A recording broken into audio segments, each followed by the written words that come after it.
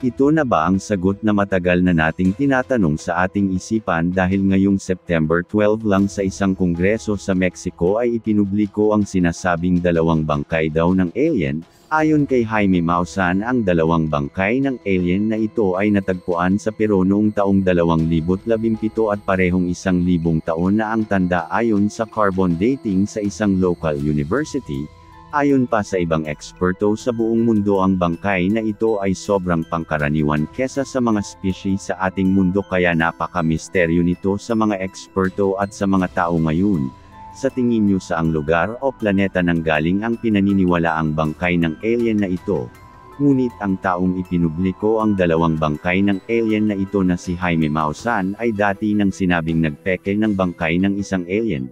Noong 2015 itong si Jaime ay may ginawang event na tinawag niyang The Witness. Ipinakita rin niya rito ang isang bangkay ng alien, ngunit ito ay napatunayang isang bangkay lang ng isang batang tao.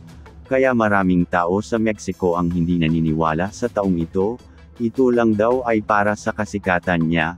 Marami rin ang nagsasabi na ito ay ang Project Bluebeam lang.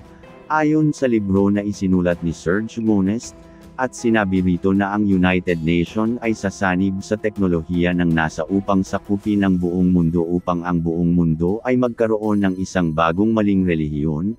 Sa event na ito ay magkakaroon raw ng alien invasion upang tayo ay atakihin at may dadating raw na makapangyarihang tao sa kalangitan upang talunin ang mga alien na ito. Bilang tao hindi tayo makapaniwala at tayo ay sasamba sa makapangyarihang taong ito at para tayo ay kontrolin sa ating mga desisyon.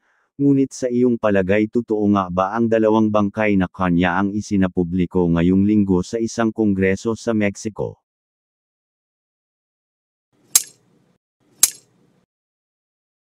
May ba tayo mayroong TikTok video ang kumalat na ang bangkay ng alien raw lang na ito ay isang cake, kaya sa tingin nyo totoong alien ba ito o cake lang? May alien nga ba ang misteryo ay patuloy pa rin sa isipan ng tao?